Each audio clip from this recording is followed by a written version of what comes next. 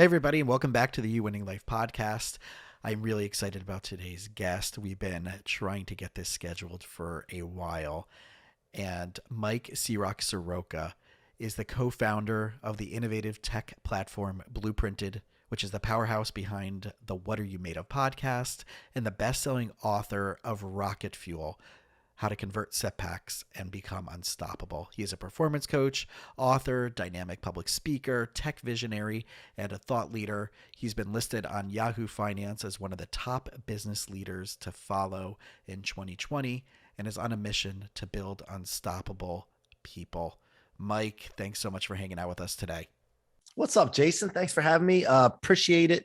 I always start every interview I go on with gratitude because it means the world to me to be able to do this and for people to have me, and also to your audience. Thank you for showing up. It means the world, man. Well, I'm incredibly honored to have you. And, we were talking pre-show about the people that have overlapped in our lives and how awesome these people are. And I think, with our time being limited today, I want to talk about connection. And as a licensed therapist and working with entrepreneurs and knowing what's going on in the world, especially over the last 2 years, this idea of we're getting splintered more and more and more, and we're losing out on opportunities to connect with people that we think might be different from us, but at the end of the day, really aren't so different. And I know that's something that's important for you is connections and networking. And I don't mean networking as in like, oh, let's just do a deal, but like really actual deep, authentic connection. So walk us through, because you and I were talking about another person who was on my podcast, Jared Yellen, and now the 10X incubator that's been created in conjunction with the 10X community in Grant Cardone. So talk to me about the importance of connection for you in your life, creating that community through connections and what can happen through partnerships and building that dynamic. Well, first of all, I've come to the realization over the last quite a few years that you can't do anything by yourself. Great. I know that I need people. I need the connection with people, but also to have a future, you need people to be in alignment with each other on a certain mission together. And so too many times, Jason, in my life, I chased production and business. I was in the real estate mortgage space, and too many times I chased production, and I didn't pay attention to whether they were aligned with my core values, my mission, the future that I could see. And when you do that, you're setting yourself up for disaster. It may go well first, but it causes so much stress and anxiety and problems, even though you may be producing a little bit more than you would otherwise. And at the end of the day, I just noticed that people have everything you need if they're in the right alignment with you and your mission. Yeah. Love it. Because this is what last session I was talking about with one of my clients is like alignment of values. And even he and I may have voted differently, but we talked about even in the things we disagree on, we probably have so many facts within that space that we do agree on. And because we're able to create that space together, especially in a therapeutic arrangement, we get to go there. We get to talk about it. We don't become combatants. We become, how do we uplift? Well, my job is to uplift them, but how do we get to those places of agreement so I can be a resource to them? The challenging thing is this word alignment. A lot of these words are getting thrown around way too simply. So when you're talking about the word alignment, what does that mean for you? And how do you go out and then find those people? So first of all, I don't want to get too political because no matter what side you're on, it doesn't really matter. There's a division caused by powers to be, which I believe is the government or even beyond the government. And the reason this is important to understand is that they need division for you to need them. Mm-hmm. Okay. They need chaos, confusion, and your level of success is hampered by the amount of chaos and confusion that there is present. So first of all, that's important to understand. So when you have division, generally it's because two people or two sides or multiple sides don't have an agreement on something, right? And then they get out of reality with each other. So they, like, if you're looking at someone, the guy that you were talking about, for example, and the stuff you disagree on, you just sometimes probably ask yourself, like, how in the heck does he see it that way? Or she see it that way? Like, I can't even imagine what the heck they're looking at. That's a sense of being out of reality with each other or out of agreement, right? So that's what I see with it, is that in alignment, you need to have a few things. You need to have an agreement with each other somehow, some way. How do you get that? Well, you get that through communication. You communicate and you over communicate, and you're willing to have discussions, keeping the emotions out of it with each other to see what each other view as reality and agree upon. And then you find your agreements. You start off with one and then you work to multiple, but most people aren't patient enough to do that. Most people just get too pissed off. Their emotions get in the way, and then they get out of communication, which then keeps them out of agreement or furthers them from agreement. And then they don't like each other. Right. And we're quickly to do that right now. It's like, oh, like the dismissal of someone else who doesn't see things the way I do. Yeah. I think that if we teach people to understand this concept of communication causes all problems and is also the solution to all problems. I mean, bottom line, the more you communicate, the more you'll like someone that you're communicating with. Even if you push through the difficult times and you don't agree with them, you start to feel your emotions boil up a little bit. They get fired up. If you stay calm and you push through that and you continue to communicate, your liking of that person will go up. It's impossible not to, as long as you communicate further, and then you will have some agreements. And that's what it all stems from. It's very simple. I think that's one of the beautiful things that I'm finding more and more with the people I am connecting to, that we may have differences of opinion, right? It's all opinion, right? Everybody, what we're claiming is fact is really just an opinion. Yeah. And the people who I've probably some of my closest friends in my life have very different approaches and very different opinions and very different applications of how they're living their life through this time frame. And that's okay.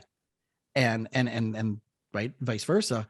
So it's so interesting to see what we are capable of co-creating together. And I think that's when going back into the alignment is the more alignment, the more conversation, the more co-creation. And like you said, I can't do it alone.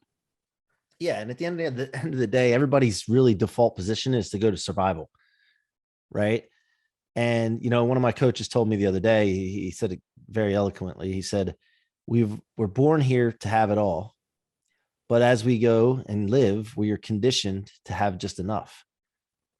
And then everybody starts having that conditioning put upon them. And then they feel like everybody else is a threat to them if they don't think the same way as them, or they have success, or, somebody else has success. And that's the problem. People default back to that just enough, just survive again. And, when you have that situation and it continues, and then it's also exasperated or, gasoline's thrown on it by certain powers, then, and people give into it, then you have what we have. So, what story taught you that? Like what experiences did you go through in your life as you were navigating, coming from where you came from? And right, I heard some of your stories on your podcast, but for those who haven't heard anything about you and haven't yet listened to your podcast, what are you made of? What are some of the things that, like, when you had this aha moment of realizing those type of things, what was going on around then? Well, I came from a broken home. I don't remember my parents together. A lot of brokenness, a lot of alcohol, drug addicts, mental conditions, mental issues, suicide, always drama and conflict. And I noticed one thing in this, and I was a very aware kid for some reason. I don't know where or why that happened, but I always noticed that people were telling themselves a story. And they would tell other people a story of why they were acting the way they were doing, or why they had the problems they had. And then they would do their darndest to prove themselves right with that story. Right. Everybody that's studied the mind and subconscious mind and they understand that. Like you try to make yourself right. And that's more important than being successful, because that leads to this just getting by or surviving. So as a kid, I noticed that, but I would never buy their stories. I would always call them on their BS. And it took a lot of courage for me to do that. Yeah. Because they would get resentful. They don't start that crap again. But that's them fighting against it. Right. So I had to be willing to do it anyway, because if they were going to be like the way they were being, I didn't want them in my life anyway. And again, I don't know where this came from. I'm very fortunate to have had this mindset at a young age. I'm talking 8, 9, 10 years old. And I would call them on their bull crap, like, consistently. But then I also told myself, and I think somebody told me, I don't remember who it was. I remember somebody telling me one time, look, if you're going to be doing that and saying that, you need to tell yourself the story why you're going to be successful, and that you are a role model. People are watching you. And so that's when it came to me. Now, have I always been like perfect and on top of it? No. When I went to college, I hadn't drank until I went to college. That was the first time I had alcohol. And when I played football in college, it was a new world. It was like Disney World. I saw quantity and quality of women that I never saw before, coming from a small town, parties. And I thought that was the way to go. I lost my focus. And then I would start seeing myself falling into those same traps of telling the story. why I was being like this. Oh, I didn't ever party before in high school. It's okay to do a little partying now. Oh, we could try this joint and see how it goes. And no, I'm not going to get hooked on drugs. And then before you know it, I'm living a life of where's the next party? That's the thing. Like, where are the women? Where are the parties? Where this? Where's that? And consistently on to action. And I would share the story to myself to justify it. Well, at some point I realized, obviously, with the feelings that I was getting and the miserableness and the darkness that I was living in, that was the cause of it. And I saw this all before. I had to experience it personally, I guess, to get right with it. So that's where the click was. And then from that point on, especially over the last 3 to 4 years, I really dove deep into really understanding the mind and understanding human behavior and why things were happening the way they were. And I just didn't want to sit back and accept it. Yeah. Well, I think that's the challenge where I see this all the time, and how I position myself in my practice is it's right on my webpage now. And it actually came from Dr. Patrick Gentempo's Your Stand is Your Brand. And I put out there, if you're calling around from therapist to therapist looking for the most affordable one, I'm not it. But if you're looking for the ability to make a change, if you're looking for people who are looking at mind, body, integrative wellness, if you're looking for these things and you're ready to do the work and be held accountable, then give me a call. It is the ability to get out of our story, to no longer say what I've been telling myself is getting me the outcome that I want. In fact, it's getting me the outcome that I don't want, but I have to stop telling that story, and I'm ready to start doing that. And that's bravery at the deepest level. Yeah. Right. So really what I'm asking people to do is how do we step into our bravery to get out of that comfort zone, knowing that it's no longer serving us, and what do we have to risk giving up that we believe that we're holding on to that keeps us stable, but actually is leading to instability in our life. Well, I think the problem, Jason, is a lot of people aren't clear on what they want. And so when you're not clear on what you want and you just have blurry vision or just no vision whatsoever, it's very difficult to shoot for targets and goals. Yeah.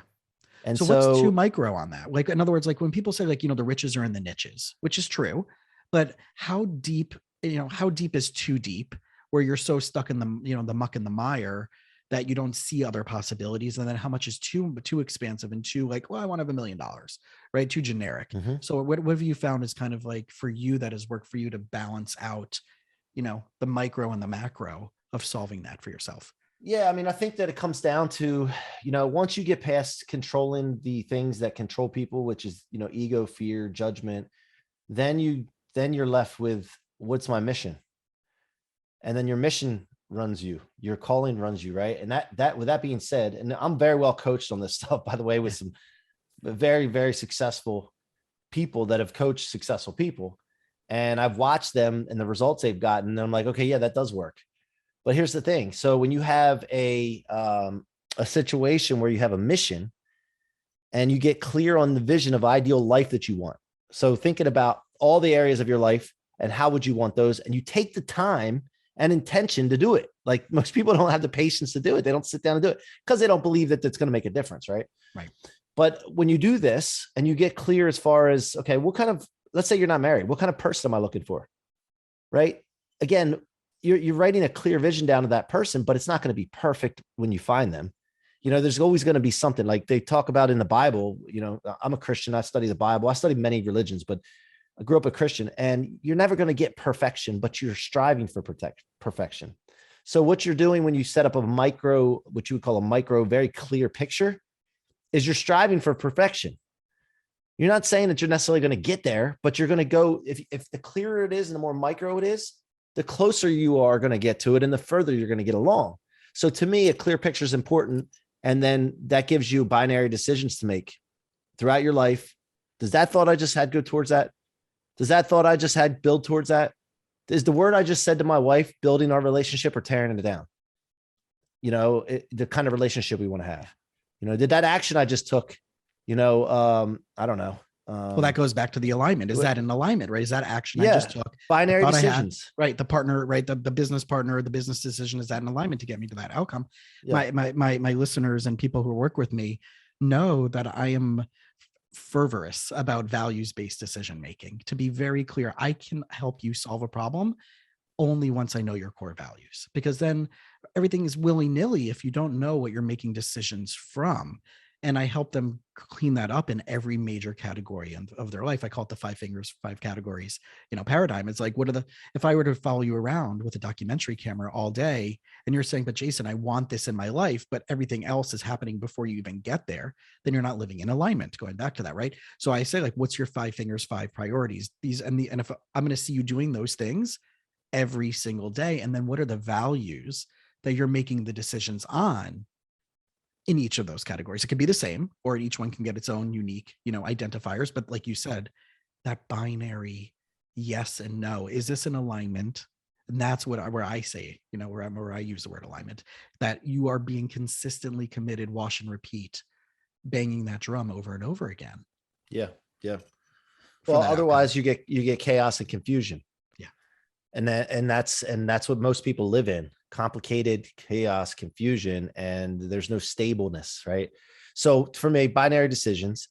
And, I have core values personally, and on our businesses have them. And personally, I have one that's an acronym, VITALS. And I live by these, man. I mean, V is vibes matter, emotions are contagious. So you pay attention to that. I is imagine, no lids, endless potential. T is take 100% responsibility. A is all setbacks are rocket fuel. That's a tribute to my book over here. Mm-hmm. And L stands for leadership starts with me. No matter who you are in the title, position, how far along you are, young you are, old you are, doesn't matter. Leadership starts with me. And finally, S, success is not it's non-negotiable. Like success has to be an obligation. Your duty and your obligation. Yeah. And that's, I operate off of these. And then anybody that's in my environment has to align with those. If they don't align with those values, I don't spend time with them, including family. So these are things that, I've been doing over the years that have led me to success and have attracted the people in my life that I need and want to be successful. All the ones that I used to allow in back in the day that I didn't have any core values set, or I did, and I just wasn't, non-negotiable with them, caused me problems in my life. Right. It's very simple when you figure it out, but when you're in it, it is very, very hard because it's confusion, chaos. It's hard to see. Well, if for anybody listening, and of what you just heard is pretty much what a therapy session like me with me is like, and this is what we constantly am drilling into my clients is that like that chaos is caused from these lack of clarities. And whether it's family, whether it's dating, whether it's business, it's all the time. With one of my couples last night, and they're having chaos with their boss in an environment, and I'm like, maybe you're not supposed to solve it with that person. You're supposed to decide what allowed you to take that job in the first place, knowing that there was going to be chaos. Responsibility. Right. Yeah. Well, and chaos and confusion aren't natural. Right. Like they're caused and created by human beings. Like you look at the world. I mean, the weather works in a cycle. It works to the nature's favor for the most part. When there's a fire, a lot of times it's not caused by man. It's burning something that needs to be burnt. Yeah. Rain helps. Like everything is in a cycle. And then you add man with their free will and abilities to screw things up. and then you have chaos and confusion. Right. So taking ownership and responsibility of that, like you just said, for that one client that you had or patient, Mm-hmm. I mean, that's phenomenal. I mean, right. And that's the radical accountability of everything that I think that all of us are trying to do. And that's why I love being a therapist in the entrepreneurial space, because I think that is the best way in order for us to get the best out of us. And these are the 4 pillars of my podcast: is psychology, spirituality, integrative medicine, and alternative medicine, and entrepreneurship. I think like we need to master these 4 areas in order to live the most meaningful, successful life. And that really does give us, right, in referencing your book, the rocket fuel, which I want to talk about for a few minutes. What is the rocket fuel? What is those things that you feel will give people that most outstanding, successful life? Well, so there's 2 phases, and I'd love to hit spirituality real quick too before after we do this, because I'd love to hear your take on that. But 2 phases. When you're just getting started and trying to figure things out, there's a lot of chaos and confusion. It's imperative that you take the setbacks, the letdowns, the discouragement, the chaos and confusion, and store it in your tank instead of your trunk where most people keep it. And it weighs you down, slows you down. Tank allows you to convert into rocket fuel. If you can do this, and you can take everything that would be stopping you, any obstacles, any of that, and convert it into fuel, whether it's a training session or motivation or inspiration, you will become unstoppable. Now, there is a line of demarcation at some point where you cross into a more refined engine yourself. And you no longer, because the chaos and confusion starts to disappear, and you can no longer use that toxic fuel anymore. You need to when you need to, right? And then when that happens, you get this clear vision and a belief that the belief lid is blown off, and you can really picture sharper, bigger, clearer targets and goals. And now those things become your rocket fuel. And so that's a transformation that I've been over, in the last year or so. I really noticed that my engine has been into that phase now where I can't use that old stuff anymore. The book doesn't cover the second phase. I wasn't there yet when I finished writing the book, but it's fine. It's a journey that, we all go on these journeys, and it's very interesting how I learn new things and then apply it in my life. And then also look back and see, why was I successful with that? Oh, this is why. Why did I fail in the past? Oh, this is why. And then it takes you into the future where you can learn from it and, handle things the right way. Yeah, I see it the way I describe it in my circumstances for me and also with my clients, is that they're coming to solve a problem, that I call the mountain. And they don't realize that what's really A, needing to be solved, or B, what really is the bigger purpose and potential is the mountain behind the mountain. But they made this first mountain so big in their mind and so catastrophized that they spend most of their life working towards that, where they don't even realize that if they gave themselves a reprieve for a moment, they started asking different questions, they started looking through a different narrative, a different lens, they'll realize that that bigger mountain behind it is really what they need to be working on. And that first thing will be dismissed or minimized or would be solved by way on working on that bigger thing, which is really the 10X, right? That 10X theory. Not only that, but when you get to that top, that first mountain, you need to understand you may have to come down, have a setback, have some kind of difficulty to get back down to this other mountain and go back up again. Right. Right. So, and the other thing is that people need to be focused on future. When you're focused on the future, you're worried, you're more concerned with, okay, the big picture that you set for yourself.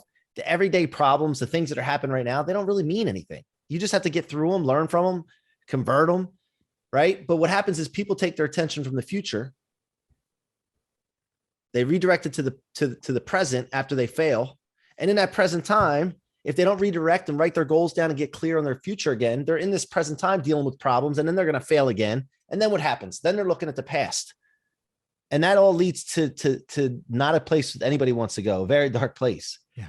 So yeah, I'm with you on that, man. I love that the analogy, and definitely in alignment.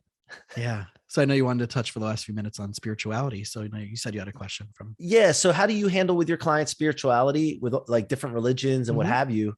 How do you approach that? I didn't mean to turn this around on you. No, it's awesome. Right. Because I love having these conversations with my clients, and I asked a couple this morning, and we were breaking life into different domains. And I said, I want to make sure that we're also touching on these categories and topics. And according to you, client, according to you, person, what does this word first mean to you? What's the relevancy to that in your life? And how does that play out? What's been serving you and what hasn't been serving you? What would you like to minimize and what would you like to bring more on in any category? So even when it comes to the world of spirituality, and I'm, I'm Jewish and I practice spiritually and traditionally. But like you, I also learned from all different backgrounds and all different spiritualities and all different paths, and use it as new lenses to kind of interpret and add and enhance to. I wanted to always be, religion and spirituality don't always go hand in hand, and it would be great if it did. And, however we want to access that, but I know it doesn't. I just wanted to be, for my clients, is this a tool that you can leverage and use in a way that supports you to the goals that you want, no matter the topic, right? It could be food, right? And how is this food supporting you, helping you? What do you need to let go of? What do you need to not eat? And what do you need to add on? But when it comes to spirituality, right, it really is the core, from my perspective and my understanding and my experience. For me, spirituality is the most authentic version of myself, being aligned with my core values, being aligned with my purpose, being aligned with my mission. And yes, if it's aligned with, a God-centered, the version of my version of God-centered paradigm, then great. And for someone else, it's not in that paradigm, that's great too. I'm just concerned in the positive way for what are all of the different ways, not one way, what are all the different ways you can be the healthiest version of yourself? What are all the ways you can reach your potential? What are all the ways you can be purposeful? What are all the ways life can be meaningful to you, even in the most mundane circumstances? And if spiritual outlets are part of that, then what are all the ways that can serve you? What are all the ways you haven't found yet? What are all the ways what are you doing to explore it? And whether it's putting on a pair of Lululemon pants and going to do yoga, or buying a Peloton, or going to the gym, or meditating, or going to an ashram and going to a retreat, whatever. Yeah. Listen. Well, the biggest thing I have in religion is that in spirituality is that it seems like it's an either or most of the time. And I think that stems from scarcity and thinking that, if you're not here, you may not participate here and contribute here and financially give here. And when I think we should be encouraged to reach out and study other things. And if something works and you get a combination of things that are real for you, right? It's your reality. Yeah. And you get a combination and you can go full force with it. I think that's the best route that I'm taking. Cause like I said, I grew up as a Christian. I didn't grow up in a Jewish household. I didn't grow up in a Muslim household. But I decided, like, let me find out what else is out there that I want to read, want to study. Look, one of the things I started reading was L. Ron Hubbard books, and I know Scientology that's got this stuff out there sometimes with it and it's not, but I got to tell you, only from experience, just reading the books and taking some of the courses, it's made me a better Christian. I went back and read the Bible again. I've read it several times front to back, but I went back and studied the Bible and I understand the Bible now. Like I look at it a totally different way than I ever have before. And so to me, it's made me a better Christian to investigate other religions, study other religions. And so I just thought that was cool that I wanted to touch on that with you. But I think at the basis of it all goes back to curiosity and connection, that we can see value, right? A lot of us patriarchally or each one of our organic religions might say we're right, you're wrong, right? So I think that's a key thing, but tying everything up, I think really at the end of the day, everything that I want people to take away from is, how do you connect more? I want us to make more excuses to find a reason to connect than to make an excuse to find a reason not to connect. Love it, man. So I know we have to wrap up, but I really want to thank you again for spending time with us, and everybody out there, man. Check out Mike's C-Roc's book, Rocket Fuel, and check out his podcast, What Are You Made Of? And you can go on his website as well, easily found. Yeah, Jason, I got to tell you, man, it's a great interview, but also the voice is just so soothing and calm. Like I'm on mine, like fire and moving around. Like, dude, you just like make everything okay. I love it. So thanks for having me. Check out Blueprinted and Tipperosity, our two new tech products. You can catch me on LinkedIn and Instagram and Clubhouse. Awesome.